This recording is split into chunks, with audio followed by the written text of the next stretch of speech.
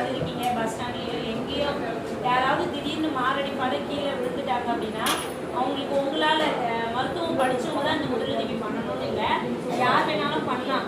அந்த முதலுதவி பண்ணுறதுனால என்ன நடக்குன்னா ஒரு உயிரையே உங்களாலேயும் காப்பாற்ற முடியும்.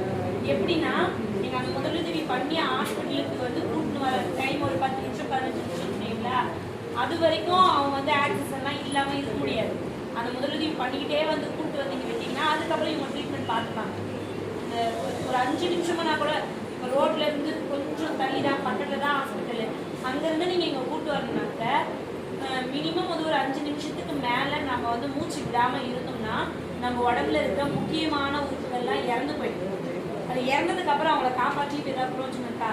இதே நம்ம வந்து இந்த சிபிஆர் இது வந்து நெஞ்சு அழுத்தம் கொடுக்குறாங்க, நிறைய படத்துலலாம் பார்த்துருப்பீங்க. இதை கொடுக்கறதுனால அவங்க இந்த ஹாஸ்பிட்டலுக்கு வந்து சேர்ற வரைக்கும் ஒரு 5 மினிட்ஸ்னே வச்சுக்கோங்க, ஒரு 10 மினிட்ஸ் வந்து சேர்றதுக்கு ஆகுதுன்னா நீங்கள் இதை கொடுக்கறதுனால உறுப்பெல்லாம் நீங்கள் கொடுக்குற ஆக்சிஜனாலையும் இந்த அழுத்தத்தினாலையும் உயிரோடு இருக்கும். உயிரோடு இருக்கும்போது இங்கே வந்து அடுத்த கட்ட ட்ரீட்மெண்ட் நாங்கள் ஆக்சிஜன் வைப்போம், மாஸ்க் வைப்போம், எவ்வளவோ இருக்குது. ஆனால் அதுக்கு முன்னாடி ஃபர்ஸ்ட் அவங்க ஊருக்கு உயிரோடு இருக்கணும் இல்லையா? அந்த முக்கியமான வேலை வந்து யார் வேணாலும் பண்ணலாம், ரொம்ப ஈஸியாக தான். சும்மா ஒரு 5 ஸ்டெப் தான். மற்றவங்களுக்கு உதவி பண்ணுறதுக்கு போக இப்போ வந்து கரண்ட்டாக வந்து உண்மையிலே ஹார்ட் அட்டாக்கால் இறக்குறவங்க சதவீதம் வந்து ரொம்ப அதிகம். எங்கேயோ ஒருத்தர் யாரோ ஒருத்தர் தான் ஹார்ட் அட்டாக்கால் இறந்துட்டு இருந்தாங்க. இப்போலாம் நம்ம ஊரில் நம்ம தெருவில் அப்படிங்கிற மாதிரி ரொம்ப கிட்டவே வந்துருச்சு. இதை கற்றுக்கிறதுனால நீங்கள் மற்றவங்களுக்கும் உதவி பண்ணலாம், நம்ம ஃபேமிலியில் நம்ம சொந்தக்காரங்க யாருக்காவது ஆச்சுன்னா கூட நம்ம முன்னாடி நின்று ஹெல்ப் பண்ணலாம். இது கஷ்டமும் கிடையாது, அந்த அளவுக்கு பயப்படுற மாதிரி ஏன் அப்படின்லாம் இல்லை. முதல்ல வந்து ஒருத்தவங்க மயக்கம் போட்டு விழுறாங்க, அவங்க உண்மையிலே மாரடைப்பால தான் விழுந்துருக்காங்களா, நான் இந்த உதவி அவங்களுக்கு பண்ணலாமா அப்படின்னு ஒரு டவுட் வரும். அதை எப்படி கண்டுபிடிக்கிறது அப்படின்னா ஃபர்ஸ்ட் விழுந்த உடனே நீங்கள் என்ன பண்ணணும் அப்படின்னா, ஒருவேளை அவங்க வந்து ஏதாவது கரண்ட்ல இருக்கிற கை வச்சு விழுந்துக்கலாம், இல்லைன்னா நடு ரோட்டில் விழலாம், வேகமாக ஹைவேஸில் பஸ் வரலாம், இல்லைன்னா ஏதாவது நீர்நிலைகளில் விழலாம். முதல்ல உங்களுக்கும் அந்த விழுந்தவருக்கும் ஏதாவது பாதிப்பு இருக்குதான்னு செக் பண்ணணும். எடுத்த உடனே உதவி பண்ணுறேன்னு போயிட்டு நீங்கள் சிக்கலில் மாட்டிக்க கூடாது. ஏதாவது பாதிப்பு இருக்கான்னு பார்த்தீங்க, உங்களுக்கு எந்த பாதிப்பும் வராது நான் உதவி பண்ணுறதுனால அப்படின்னு நீங்கள் வந்து கன்ஃபார்ம் பண்ணிக்கணும். ரெண்டாவது, இப்போ விழுந்துட்டாரு இல்லையா, அவருக்கு ஏதாவது பாதிப்பு வர மாதிரி இருக்காங்க. நடு ரோட்டில் இருந்தால் வண்டி வேகமாக வரும் இல்லையா, அந்த மாதிரி இருந்தால் ஓரமாக தூக்கிட்டு வந்து சேஃபான இடத்துல வந்து அந்த மாதிரி அவருக்கும் பாதிப்பு வரக்கூடாது, அந்த இடம் உங்களுக்கும் எந்த பாதிப்பும் வரக்கூடாது. ஃபர்ஸ்ட் இடத்த நோட் பண்ணுங்க. ஏன்னா நம்ம பதட்டத்தில் என்ன பண்ணுவோம், ஐயோ விழுந்துட்டாருன்னு சொல்லிட்டு சுற்றி பார்க்காம முதல்ல போயிட்டு அந்த இதை பண்ணிடுவோம், அந்த தவறை பண்ணிடுவோம். அதனால நீங்கள் ஃபர்ஸ்ட் இடம் வந்து சேஃபான்னு பார்த்துக்கோங்க. ரெண்டாவது வந்து அவங்க மயக்கம் போட்டு விழுந்துட்டாங்க இல்லைங்களா, அவங்க வந்து நல்லா வேகமாக தட்டி எழுப்பணும். தட்டி எழுப்புனா சும்மா சாதாரணமாக இருந்தால் கொஞ்சம் கிட்ட ஆனாச்சு ஏதாவது ஒரு மூமெண்ட் கொடுப்பாங்க. எதுவுமே கொடுக்கல, சுத்தமாக எந்த ரெஸ்பான்ஸுமே பண்ணலை அப்படின்னா அது அன்ரெஸ்பான்சிவ்னு சொல்லுவாங்க. அது ஒன்று. ரெண்டாவது, மூச்சு விடுறாங்களான்னு நீங்கள் பார்க்கணும். மூச்சு விடுறாங்களான்னு எப்படி பார்க்கணும்னா, உங்களுடைய காதை வந்து அந்த விழுந்தாரில் அவங்க மூச்சு வச்சிடணும். நம்ம மூச்சு விடும்போது அந்த மூச்சு காற்று காதால் ஃபீல் பண்ணணும். அதே சேம் டைமாக கண்ணு வந்து என்ன பண்ணணும்னா இந்த மார்பக பகுதியை பார்க்கணும். மூச்சு விட்டா இங்கே ஒரு அசைவு தெரியுது இல்லையா, மூச்சு விடுற அசைவு தெரியுதா அப்படின்னு பார்க்கணும். இது வந்து ஒரு 5 செகண்ட்லேருந்து 10 செகண்டுக்குள்ளே பார்த்துக்கணும். ஃபஸ்ட்டு வந்து பார்க்குறீங்க, இடம் நல்லா இருக்கான்னு பார்க்குறீங்க. ரெண்டாவது அவர் மாரடைப்பால் தான் இது தேவைப்படுதான்னு செக் பண்ணுறதுக்காக தட்டி பார்க்குறீங்க, ரெஸ்பான்ஸே பண்ணல. மூச்சு விடுறாங்கன்னு இப்படி பார்க்குறீங்க, மூச்சும் விடலை. இப்போ எங்களுக்கு சிபிஆர் தேவைப்படுது அப்படின்னு முடிவு பண்ணுறீங்க. ரெண்டும் இல்லைன்னா கூட்டலாம் தாராளமாக. கண்டிப்பாக வந்து நம்ம ஒருத்தரே வந்து பண்ணி காப்பாற்ற முடியாது, கொஞ்சம் கஷ்டம் இல்லையா. உதவிக்கு யாரையாவது பற்றி கூப்பிடணும். ஏன்னா அவங்க வந்து என்ன பண்ணுவாங்க, 108 கால் பண்ணுவாங்க, இல்லைன்னா வேறு ஏதாவது ஃபெசிலிட்டி இருந்தால் கூப்பிட்டு வருவாங்க. அதனால ஃபர்ஸ்ட் என்ன பண்ணிங்கன்னா உதவிக்கு யாரையாவது கூப்பிடுங்க. நீங்கள் எங்கே இருந்தாலும் நியர்பையாக யாராவது உதவி இருக்காங்க, இப்போ வாங்க எங்களுக்கு எமர்ஜென்சி அப்படின்னு சொல்லி பார்த்தீங்கன்னா கண்டிப்பாக யாராவது பண்ணுங்க வருவாங்க. ஏன்னா உதவிக்கு கண்டிப்பாக கூப்பிடணும். கூப்பிட்டு 108 கால் பண்ணுங்க, அந்த மாதிரி ஏதாவது ஒன்று சொல்லிட்டு நீங்கள் ஸ்டார்ட் பண்ணிடணும். ஸ்டார்ட் பண்ணுறது இப்போ வந்து யாருக்கு பண்ண போகிறோன்னு கண்டுபிடிச்சிட்டோம். எப்படி பண்ணணும் அது மட்டும்தான். அது ஒரு 2 விஷயம் தான் முக்கியமாக. ஒன்று, நெஞ்சுக்கிட்ட வச்சு நேராக அழுத்தம் கொடுக்குறது ஒன்று, இன்னொன்று வாய் வழியாக மூச்சு கொடுக்குறது ஒன்று.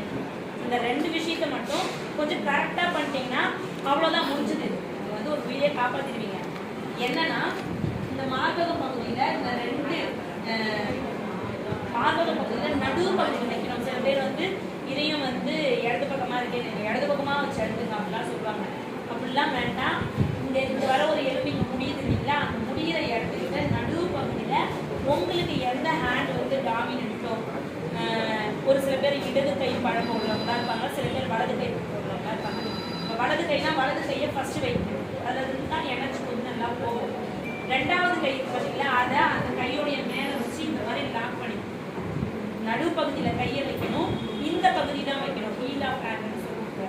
இந்த பகுதியில் வச்சு அழுத்தும் போது தான் நம்ம கொடுக்குற அழுத்தம் கரெக்டாக உள்ள. இப்போ இந்த அழுத்தம் நம்ம எதுக்காக கொடுக்குறோம் அப்படின்னா, மேலேருந்து அழுத்தி உள்ளே வந்து இருதயம் வந்து நமக்கு நார்மலாக சுருங்கி சுருங்கி விரியும்.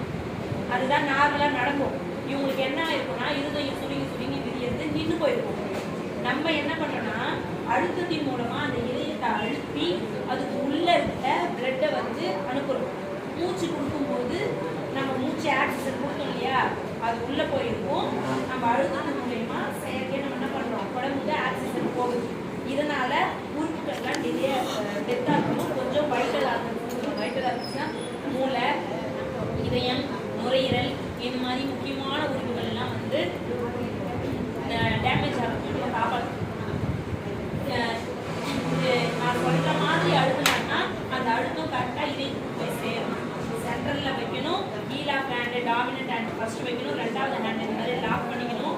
அழுத்தும் போது ஒன்று இவங்களை வந்து விட்டமை வந்து கீழே சமமான பகுதியில் போடணும். ஏன் அப்படின்னா, இப்போ ஒரு பெட்டுன்னு வச்சுக்கோங்க, பெட்டில் போட்டு அழுத்தும் போது நம்ம கொடுக்குற அழுத்தம் பெட்டுக்கெலாம் போகும், அங்கே உள்ளே போகாது. அதனால சமமாக இருக்கிற இடமா பார்த்து போட்டு போகணும். அவங்க சமமான இடத்துல வச்சுட்டு இந்த குட்டி பார்த்தீங்களா, இது வளர்ச்சின்னு இப்படிலாம் கொடுக்கூடாது. இது நேராக இருக்கும். அப்போ தான் இங்கிருந்து வர எனர்ஜி கரெக்டாக போய் சேரும். இவ்வளோதான். அழுத்தத்தில் என்னென்ன பண்ணணும் அப்படின்னா, சென்டரில் கை வைக்கணும். எலும்பு முடிக்கிறது தெரிஞ்சு அந்த இடத்துக்கிட்ட கை வைக்கணும், ஹீலா பேண்ட் வைக்கணும், டாமினன்ட் ஹேண்டை வைக்கணும், இன்னொரு ஹேண்டை இந்த மாதிரி லாக் பண்ணிக்கணும். இந்த முட்டி மடங்கக்கூடாது, சம்மதமான பகுதியில் உட்காந்து பண்ணணும்.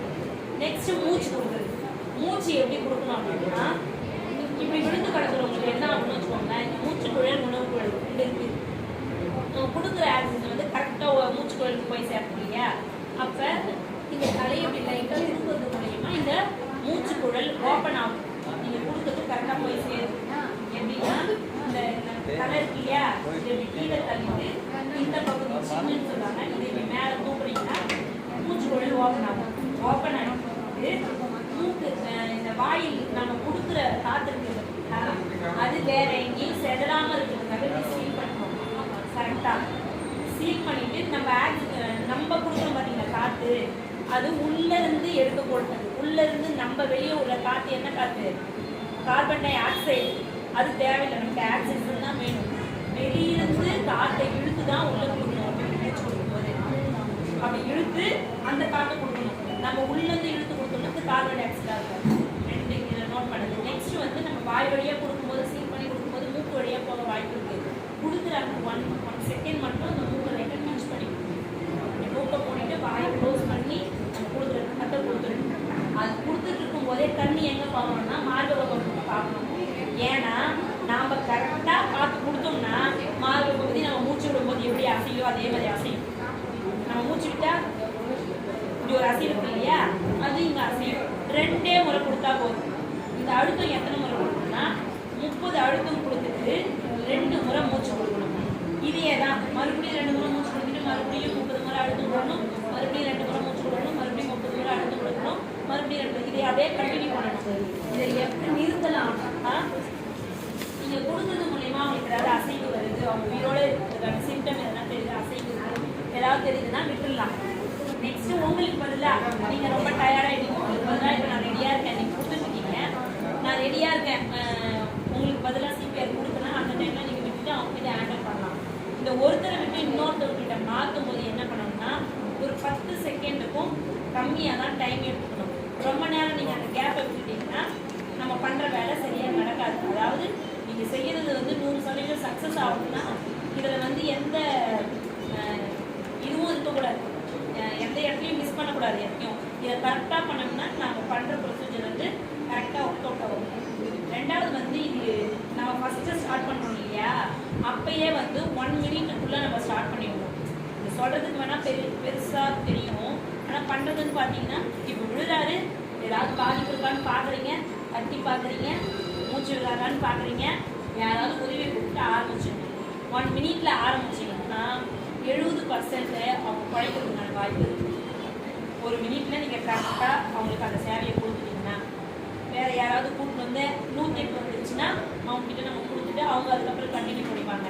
அதுக்கப்புறம் ஹாஸ்பிட்டல், அதுக்கப்புறம் மேல் ட்ரீட்மெண்ட்லாம் இருக்குது, அதை அவங்க கண்டினியூ பண்ணுவாங்க. இவ்வளோதான். நான் சும்மா ஒரு முறை எப்படி பண்ணணும்னு பண்ணி காமிக்கிறேன். இன்னொன்று வந்து இப்போ என்ன தான் கேட்டாலும் மைண்டில் நிற்காது. இல்லைன்னா மெடிக்கல் ப்ரொஃபஷனல் வந்து ஒருத்தவங்க மேலே கை வச்சு ட்ரீட்மெண்ட் பண்ண தைரியமாக இருப்பாங்க. ஆனால் இதே நான் மெடிக்கல்னா ஐயோ நம்ம தப்பாக பண்ணி ஏதாவது ஆயிடுச்சுன்னா என்ன பண்ணுறதுன்னு சேவையை செய்து நீங்கள் ரொம்ப பயப்படுவீங்க. ஒருவேளை அது வேணும் அப்படின்னா இதில் நீங்கள் ப்ராக்டிஸ் பண்ணிக்கலாம். இது உங்களுக்காக நாங்கள் கொடுப்போம். வேணும்னா நீங்கள் வந்து எப்படி அழுத்தம், எப்படி மூச்சு கொடுக்கணும்னு பண்ணலாம். இதில் இன்னொரு முக்கியமான பாயிண்ட் என்னன்னா, அழுத்தம் நிறைய பேர் கொடுத்துருவீங்க, மூச்சு கொடுக்க நிறைய பேர் யோசிக்கணும். நான் வாயோட வாய் வச்சு கொடுக்கணும், அது யாரோ ஒருத்தர் அவங்க அது வந்து நிறைய பேர் யோசிப்பாங்க.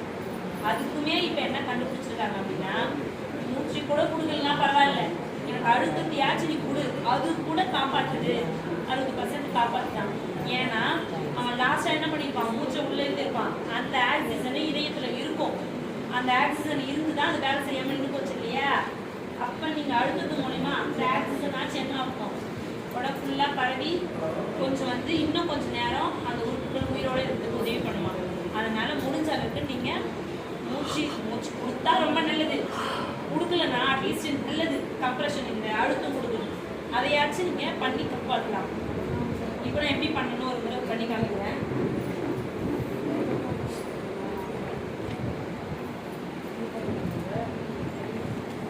ஃபஸ்ட்டு வந்து ஒருத்தர் ரோட்டில் விழுந்துட்டாரு, நான் வந்து ஏதாவது பக்கத்தில் எனக்கு ஏதாவது பாதிப்பு இருக்கான்னு பார்க்குறேன், எதுவும் இல்லை. இவரும் வந்து எந்த பாதிப்பான நிலைமையிலையும் இல்லை, சமமான பகுதியில் போட்டுக்கிட்டேன். கூப்பிட்டு வந்து நெக்ஸ்ட் வந்து இவர் உண்மையிலே மாரடைப்பால் தான் விழுந்துக்கிறாரான்னு செக் பண்ணுறாங்க. ஐயா ஐயா எழுதுருங்க சுத்தமாக எழுதிக்கிட்டேன். நெக்ஸ்ட்டு மூச்சு விடாதான்னு பார்க்குறேன்.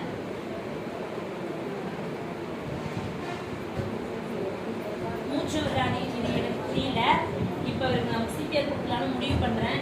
அதாவது உதவி கால் பண்ணுங்க, கூப்பிட்டுட்டு சொல்லிவிட்டு நெக்ஸ்ட்டு சென்ட்ரல் பகுதியில் வந்து என்னுடைய ரைட் ஹேண்ட் வைக்கிறேன், இந்த நீலா ஹேண்ட் வைக்கிறேன். நெக்ஸ்ட் ஹேண்டை வந்து இந்த மாதிரி லாக் பண்ணிவிட்டு என் கையை எல்போ நேராக வச்சுட்டு அழுத்து கொடுக்குறேன்.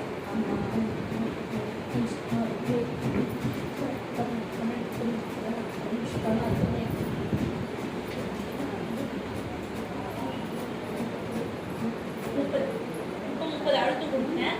இப்போ வந்து மூச்சு குழலை ஓப்பன் பண்ணுறேன். அதுக்கு வந்து தலையை வந்து கீழ் தள்ளிட்டு இந்த சின்ன பகுதியை மேலே தூக்கிட்டு காயை நல்லா சீல் பண்ணிட்டு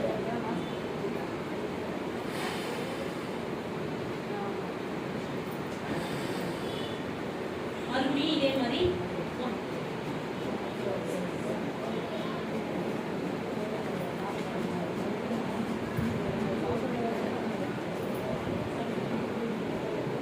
இதுல இன்னொன்று முக்கியமான இதையே தான் கண்டினியூ பண்ணோம். இவ்வளோதான். இதில் என்ன முக்கியமான நோட் பண்ணால், சில பேர் என்ன பண்ணோம்னா பதட்டத்தில் இப்படி அழுத்திக்கிட்டே தான் இருக்கும். அது மறுபடியும் மேலே வளர்ந்து வாய்ப்பு கொடுக்க மாட்டோம். ஒரு பலூனை வந்து இப்படி அழுத்திட்டு அது மறுபடியும் விரியறதுக்கு வாய்ப்பு கொடுத்தோம்னா அது உள்ள வந்து காற்று நிரம்பும். விரியறதுக்கே வாய்ப்பு கொடுக்காம நம்ம மறுபடியும் அழுத்திக்கிட்டே இருந்தோம்னா அது உள்ள காற்றே வந்து நிரம்பாது, நம்ம அழுத்துறதே வேஸ்ட் ஆகிடும். அதனால சும்மா ஒரு செகண்டுக்கு வந்து அழுத்திட்டு மேலே மறுபடியும் வரணும், வந்து மறுபடியும் உள்ளே போய் தான் அழுத்தணும். உள்ளே அழுத்திட்டு அப்படியே கண்டினியூ பண்ணக்கூடாது, இது மேலே வந்த பிறகு அழுத்தணும். அவ்வளோதான். யாராவது வாலண்டியராக நான் பண்ணி பார்க்குறேன் அப்படின்னு நினைக்கிறவங்க வந்து பண்ணி பார்க்கலாம். தாராளமாக பண்ணி பார்க்கலாம். அது டம்மி தான், ஒன்றும் இல்லை, பொம்மை தான், அவங்க இஷ்டத்துக்கு. கற்றுக்கிறது ரொம்ப நல்லது. ஏன்னா கற்றுக்கணும் அப்படிலாம் கிடையாது. ஏன்னா எல்லா இடத்துலையுமே டாக்டர்ஸோ மெடிக்கல் ப்ரொஃபஷனலோ யாரும் இருக்க மாட்டாங்க. உதவி பண்ணுங்கிற எண்ணம் இருந்தால் போதும். ஜஸ்ட்டு உங்களுக்கு எப்படி அழுத்தணும் அப்படின்னு சொல்லிட்டு சும்மா ஒரு இதுக்காக பண்ணிக்கோங்க. இது சொல்லியே நிறைய பேர் வந்து எனக்கு இது முன்னாடியே தெரிஞ்சிருந்தா நான் பண்ணியிருக்கேன் அப்படின்னு நிறைய லேடிஸ் சொல்கிறாங்க. உண்மையிலே ரொம்ப நிறைய பேர் ஹெல்பிங் மைண்டோடு தான் இருக்கீங்க. ஆனால் அந்த பயம் வரக்கூடாது நமக்கு. யாரோ விழுந்துட்டாங்க, நம்ம எப்படி பண்ணணும் டவுட்டாக இருக்குது. நீங்கள் ஒரு முறை பண்ணி பார்த்தீங்கன்னா நீங்கள் ரொம்ப கான்ஃபிடென்ட்டாக ஆகிடுவீங்க. உங்கள் முன்னாடி வேறு யாராவது இது பண்ணிட்டா கூட நீங்கள் வந்து தாராளமாக கான்ஃபிடென்ட்டாக போய் ஹெல்ப் பண்ணுவீங்க.